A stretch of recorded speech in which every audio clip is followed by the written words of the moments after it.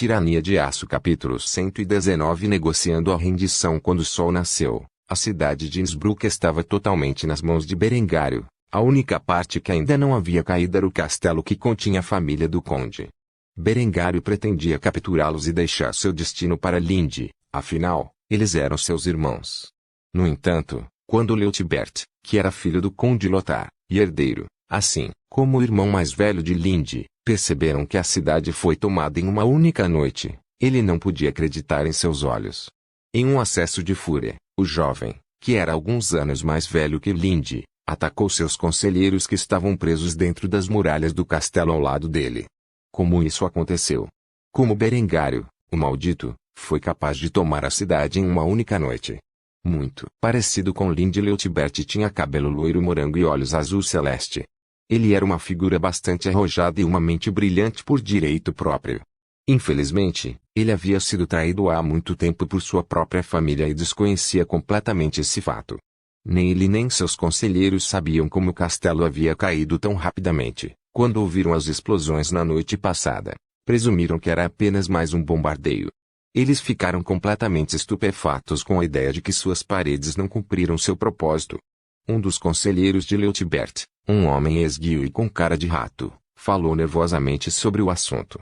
Meu senhor, não sabemos como Berengário tomou a cidade, mas garanto-lhe que não poderá entrar no castelo tão facilmente. Leutibert zombou do raciocínio do homem. Se Berengário podia tão facilmente tomar a cidade sem que ninguém se apercebesse de como tinha conseguido, o que o impediria de usar a mesma tática para tomar o castelo? Como resultado de sua raiva, Leutibert jogou seu cálice no conselheiro que havia falado e castigado o homem. Berengário está à nossa porta. É apenas uma questão de tempo antes que ele tome este castelo. O que você acha que seus homens farão com minhas irmãs quando entrarem na casa de meus antepassados? Leutibert não era tolo. Ele rapidamente percebeu a posição em que estava e imediatamente tomou uma decisão. Embora odiasse a ideia, se quisesse poupar a si mesmo e seus irmãos, teria que negociar uma rendição. Como Berengário era um herege condenado, Leutibert não podia esperar que ele seguisse a etiqueta comum do campo de batalha e permitisse a ele e a seus irmãos o privilégio do resgate. Assim, ele se voltou para seus conselheiros e os informou de sua decisão monumental, que seu pai, sem dúvida, desaprovaria. Vou me encontrar com Berengário e discutir meus termos de rendição. Não me importo com o que for preciso, mas garantirei a segurança de minha família. Os conselheiros olharam para Leutibert com expressões chocadas e, como tal, expressaram suas preocupações. O conde nunca permitiria. Ele preferiria que você e seus irmãos lutassem até a morte contra esse rebelde do que entregar a casa de sua família ao inimigo. Leutibert não estava com disposição para discutir com seus conselheiros. Como tal, ele caminhou até o homem que havia dito tais palavras tolas e lhe deu um tapa no rosto com as costas da mão. Eu não sou meu pai, e se aquele vagabundo quisesse ver seus filhos serem massacrados em vez de viver para lutar outro dia, então ele realmente não é digno de minha lealdade.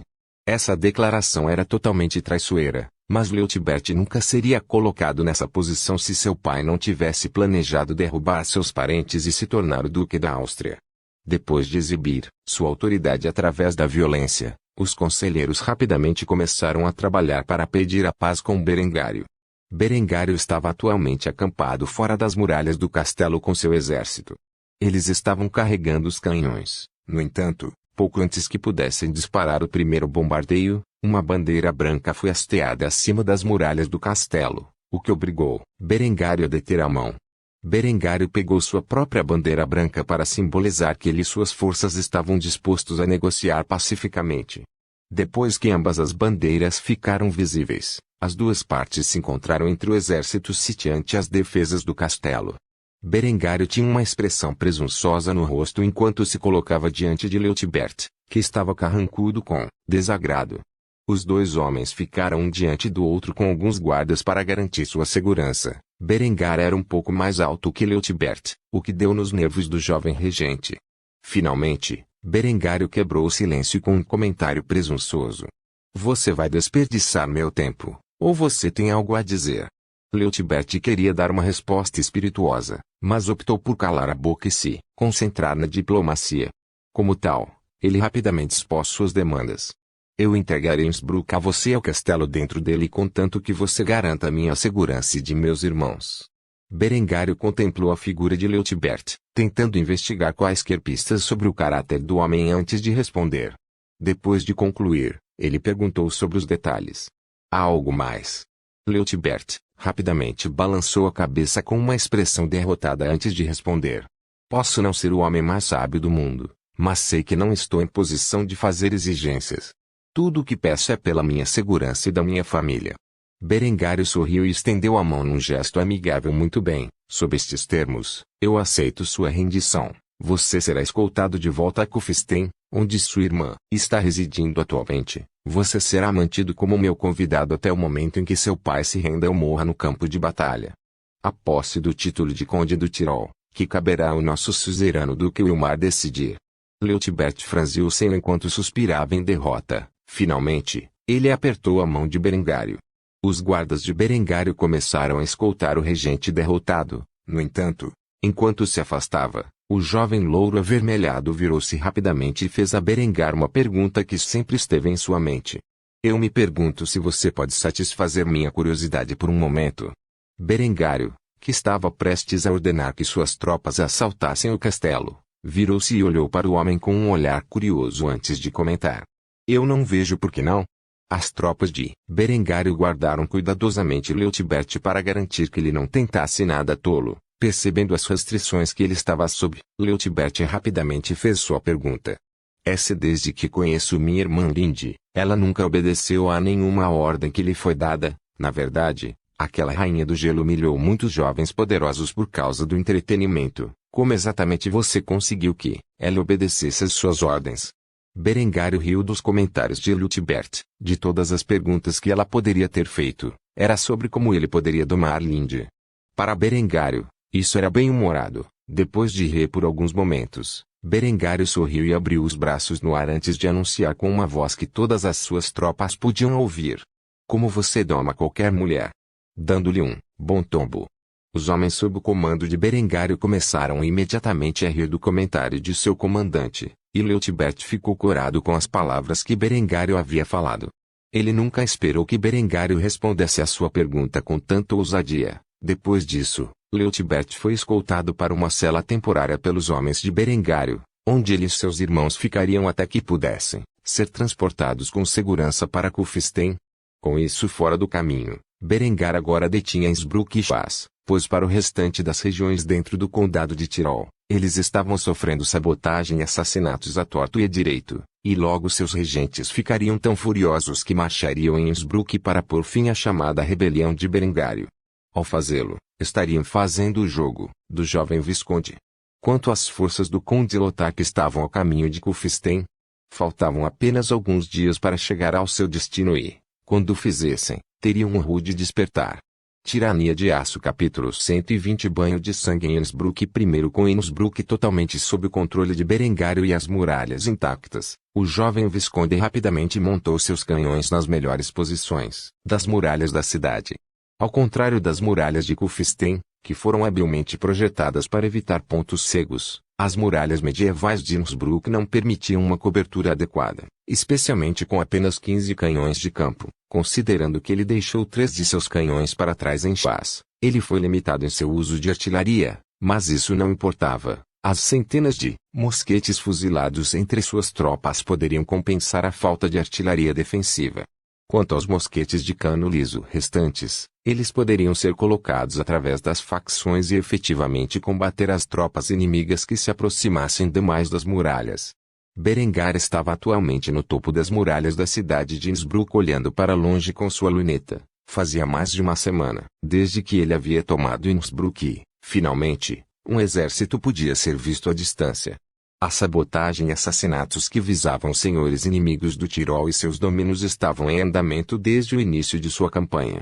Como tal, eles causaram bastante dano em todas as regiões hostis do Tirol, enfurecendo os nobres e regentes que governavam as regiões no lugar de seus barões e viscondes, que estavam envolvidos no cerco em curso de Viena. Devido à indignação que esses regentes sofreram, eles despacharam todas as forças armadas que puderam reunir para atacar Innsbruck. Afinal, Eles não acreditavam que o exército de Berengário estaria bem equipado para resistir a um cerco depois das perdas que devem ter sofrido durante 2 cercos e uma emboscada. Eles estavam completamente inconscientes de que Berengar havia tomado Innsbruck sem muita luta, e, portanto, suas baixas foram bastante baixas. Assim como Berengar havia planejado, seus inimigos desceriam sobre Innsbruck com suas forças de combate restantes, permitindo que ele cuidasse deles em uma única varredura.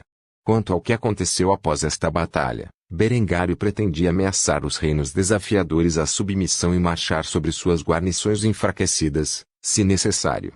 Eckard aproximou-se de Berengar e notou que ele estava olhando para longe com uma luneta. O velho veterano percebeu que o inimigo estava no horizonte e, assim, perguntou sobre os detalhes importantes.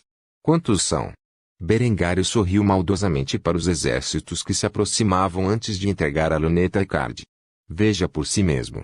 Eckard deu uma olhada na luneta e franziu a testa.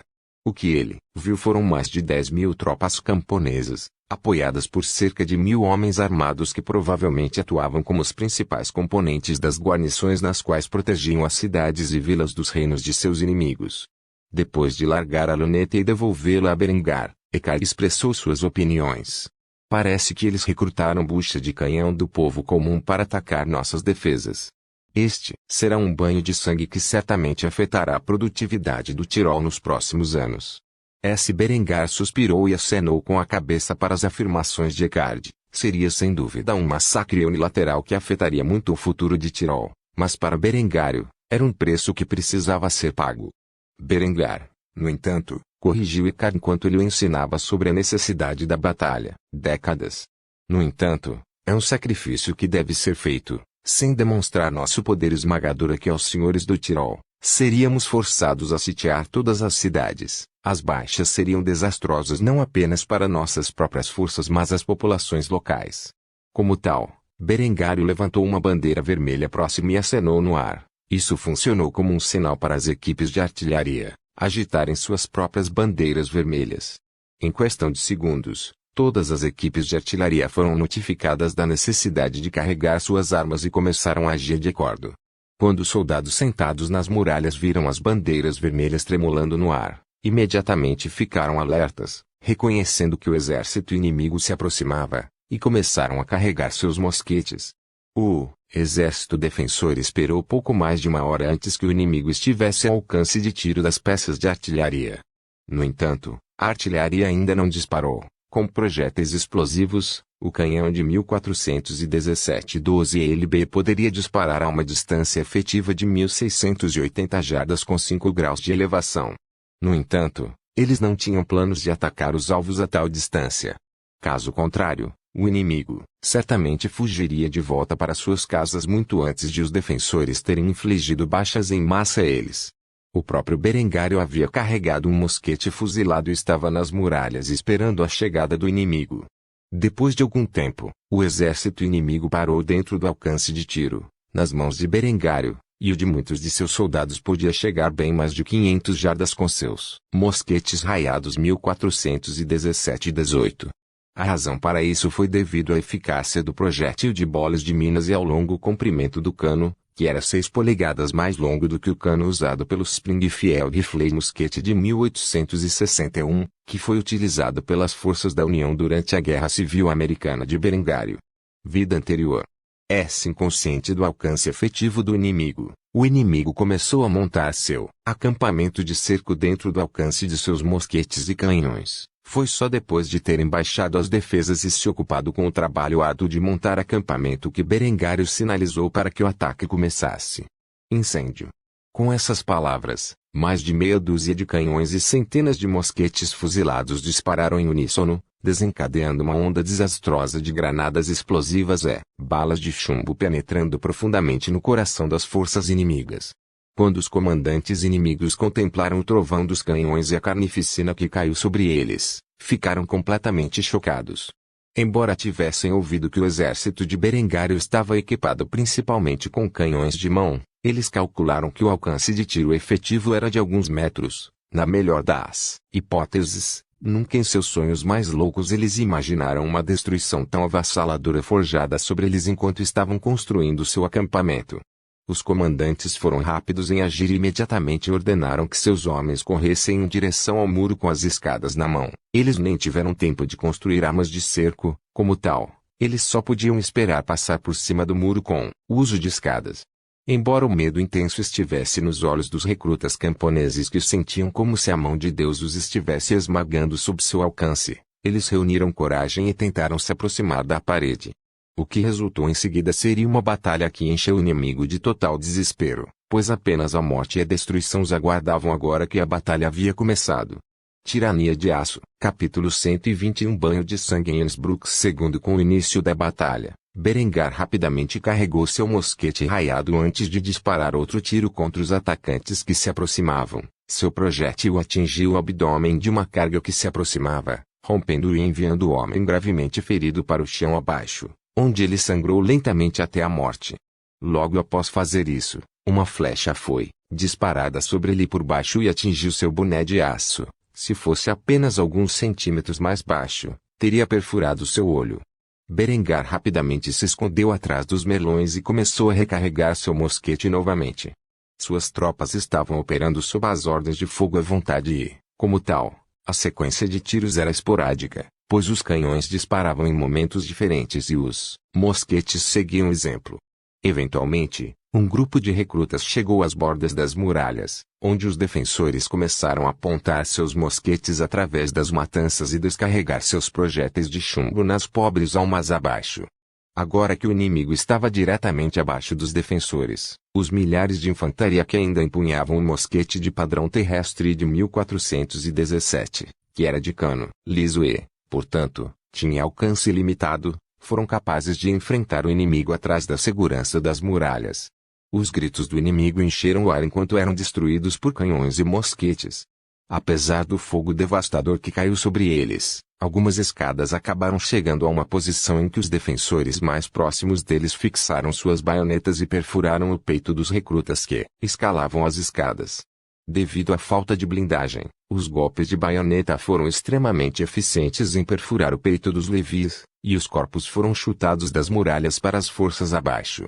Eventualmente, as escadas foram empurradas de volta para o chão abaixo, esmagando alguns dos homens da enorme horda que atacou as muralhas da cidade. Cercados, os defensores rapidamente dispararam seus mosquetes o mais rápido que podiam, cada soldado disparando cerca de 3 tiros por minuto na piscina abaixo. Sem nenhuma maneira de se defender, tornou-se um tiro de peru. Os defensores ficaram atrás da cobertura dos melões e dispararam contra a multidão de camponeses e homens em armas que continuavam avançando, tentando sair da zona de tiro dos poderosos canhões. Apesar de os atacantes mais próximos da parede estarem dentro dos pontos cegos dos canhões, eles estavam infelizmente dentro da linha de visão dos mosqueteiros devido às matanças, que forneceram a capacidade de atirar diretamente nos inimigos abaixo enquanto eram protegidos pelas paredes de pedra. Com mais de 3.000 soldados de infantaria disparando 2 a 3 tiros por minuto, as forças de defesa podiam disparar mais de 9.000 tiros por minuto contra as forças abaixo, que somavam cerca de 15.000 no total. Embora nem todos os projéteis atingissem seu alvo, levou apenas alguns minutos para que um mar de cadáveres se enchesse abaixo do castelo. O nível de caos e carnificina causado aos sitiantes em tão curto espaço de tempo era inimaginável.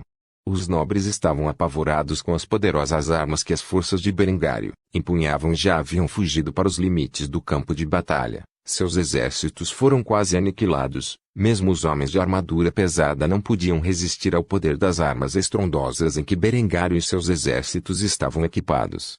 Esses nobres eram os filhos e vassalos dos poderosos barões e viscondes que marcharam para a guerra com Lothar. Eles chegaram à conclusão de que a rebelião de Berengário estava fadada a terminar em uma vitória esmagadora. Testemunhando a morte descer sobre o campo de batalha como eles tinham, eles finalmente perceberam a razão pela qual Berengário foi tão rapidamente capaz de conquistar cidades, sem perceber que ainda estavam dentro do alcance dos canhões. Os comandantes reuniram o que restava de seu exército e começaram a discutir entre si como proceder. Um homem na casa dos 30, vestido com um prato cheio, ergueu a viseira do seu bassinete e falou com uma voz cheia de apreensão. Que feitiçaria horrível Berengar, o maldito, conjurou para produzir armas tão devastadoras.